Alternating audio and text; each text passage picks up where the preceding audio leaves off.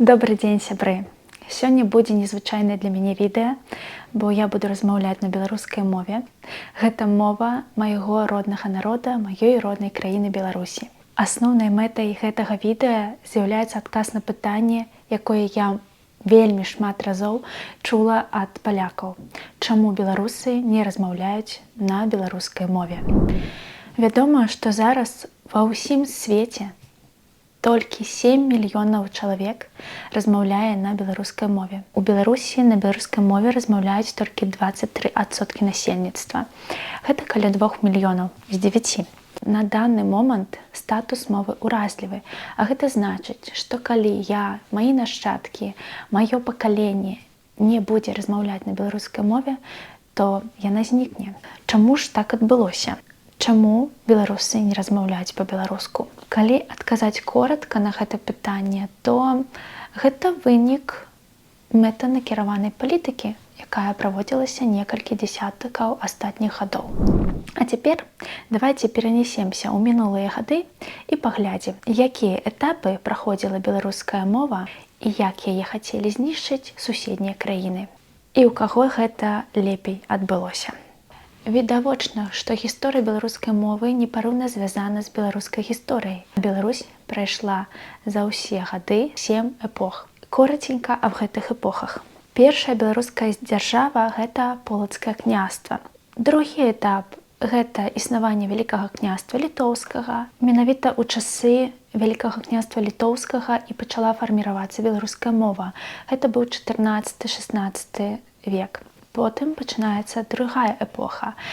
Эпоха рэфармацыі. Гэта так званы залаты век. У гэтыя часы адбываецца ўзнікненне такой дзяржавы, як Рэч Паспалітая, калі Вялікае княства літоўскае аб'ядналася з польскім каралеўствам. На гэтым і пачынаюцца моўныя пытанні, бо вядома, што палякі размаўлялі на польскай мове, а жыхары Вялікага княства літоўскага на беларускай.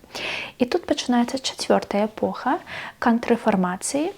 У 1696 годзе Варшаўскі сейм прыняў пастанову аб забароне беларускай мовы ў дзяржаўных і судовых пастановах.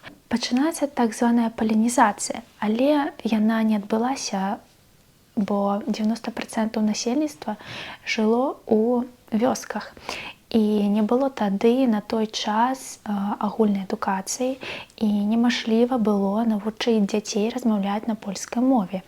Таму жыхары вёсак далей размаўлялі на беларускай мове, а на польскай размаўляла толькі арыстакраты, якая перайшла ж такі на польскую мову. Такім чынам, з боку палякаў пабароць беларускую мову не атрымалася. Але далей, пасля раздзелу Рэчы Паспалітай, Беларусь пападае сучасная тэрыторыя Беларусі пападае пад уплыў расійскай імперыі. І тут і пачынаюцца вялікія праблемы. І пачынаецца русіфікацыя. Канешне, беларусы шмат разоў пыталіся аднавіць сваю дзяржаўнасць. Былі паўстанні Тадэўша Касцюшкі, Эмілій Плятар, Кастуся Каліноўскага, але нічога не атрымалася, і далей на 38 гадоў з 1867 па 1905 год была забарона друку па-беларуску. Далей пачынаецца наступная эпоха. Гэта эпоха стварэння Беларускай Народнай Рэспублікі ў 1918 годзе. Незалежная Беларуская Народная Рэспубліка са сцягам бел-чырвона-белым і з нашым гербам пагоняй. І казалася, што ўсё будзе добра. Да 1929 года было такое паслабленне, калі друкаваліся кнігі, дзеці вучыліся ў школах па-беларуску, калі ніхто не забараняў размаўляць на роднай мове.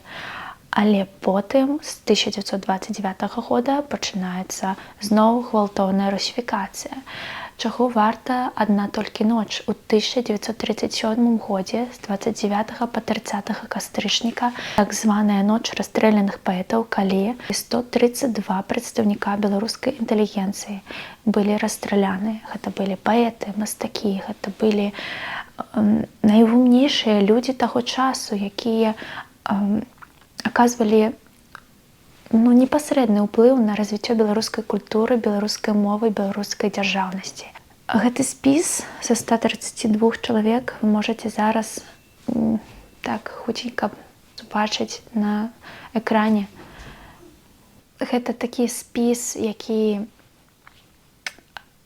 гледзячы на які, проста хочацца плакаць. Бо зразумееш, як многа Беларусь страціла за адну ноч. 50-е, 80-е гады гэта гады гвалтоўнай русіфікацыі, гэта гады, калі наша дзяржаўнасць і наша адрозненне пыталіся ўвогуле скасаваць. І ў той час толькі 23% школ былі беларускамоўнымі. Гэта адна з прычын, чаму беларускамоўных беларусаў станавілася ўсё менш і менш.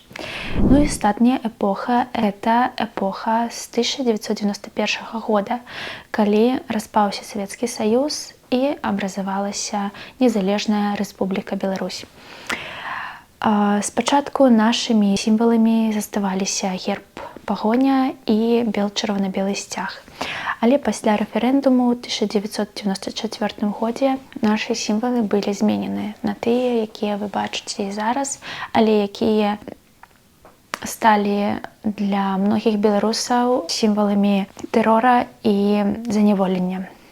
Зноў, пасля таго ж самага рэферэндума руская мова прыняла статус дзяржаўнай і паціхоньку, памаленьку яна стала выцясняць беларускую мову. Гэта тыя часы, калі нарадзілася я, і часы, якія я пражыла ў Беларусі. 27 гадоў я жыла ў краіне, дзе беларускую мову можна было пачуць толькі на уроках беларускай мовы. Варта адзначыць, што выкладанне беларускай мовы ў школах менш гадзін у тыдзень, чым руская мова. Напрыклад, вось вы можаце убачыць дзённік, дзе бачна, што рускай мовы ў тыдзень 3 гадзіны і 2 гадзіны рускай літаратуры, беларускай мовы толькі 2 гадзіны і беларускай літаратуры 1 гадзіна. 1 гадзіна ў тыдзень, калі можна паразмаўляць о тых творах беларускіх пісьменнікаў, якія перадавалі нашу культуру, якія развівалі нашу культуру. Уяўляеце сабе, 1 гадзіна. І беларускую мову я магла пачуць яшчэ у метро, бо назвы прыпынкаў заставілі на беларускай мове. А яшчэ можна было пачуць беларускую мову ад бабуль і дзядуль, бо тыя, хто засталіся жыць у вёсках яны размаўлялі на беларускай мове, а больш можна так сказаць на трасянке, калі руская мова ўсё ж такі улезла у беларускую і абразавалася так званая трасянка. Дзе яшчэ я магла пачуць беларускую мову? Так, тэлебачанне. З усіх каналаў, якія былі па тэлебачанню, 2 ці 3 каналы былі на беларускай мове. А ўсё астатняе было на рускай мове. Гэта кіно, крамы, гэта паходы ў тэатр, паходы ў бальніцу, усё справаводства на рускай мове. Усё, што можна ўбачыць у крамах, у гандлёвых цэнтрах, усё напісана на рускай мове. Асяроддзе, тое, якое было вакол, яно ўвогуле было на расійскай мове. І як тут пачаць размаўляць па-беларуску, калі ты не чуеш беларускай мовы? І толькі калі ты сам хочаш, то ты можаш карыстацца беларускамоўнымі кнігамі, ты можаш пытацца сам ісці супраць гэтай сістэмы і размаўляць па-беларуску, але тут ты сутыкнешся з такімі стэрэатыпамі ад нашага грамадства. Напрыклад, стэрэатып, што на беларускай мове размаўляюць толькі найніжшыя слаі насельніцтва. Гэта значыць неадукаваныя, тупыя, глупыя і бедныя вясковыя жыхары. Як бы непрыемна такое чуць у свой адрас, калі ты сябе не адчуваеш ні бедным, ні якім там тупым. Яшчэ адзін стэрэатып — гэта тое, што беларуская мова непрыгожая, што яна старая, непрыгожая ў параўнанні, канешне, з расійскай мовай. Астатняе — гэта проста вішанка на торце. Трэці стэрэатып, што беларуская мова — гэта мова апазіцыянераў, мова нацыяналістаў. Хаця вядома, што ёсць і рускамоўныя апазіцыянеры. Ну, вось так. І што я магу тут і сказаць? Прыгожая ли беларуская мова? Канешне, так, яна прыгожая. На гэтай мове пісаў Якуб Колас, Янка Купала, Шамякін, Караткевіч. Гэта мова, якая развівалася на працягу 8 стагоддзяў. Як яна можа быць непрыгожая, калі яна адна такая, і яна не падобна, як вы чуеце, на расійскую мову? Бо калі я буду зараз размаўляць толькі па-беларуску, рускі мяне не зразумее. Канешне, я не магу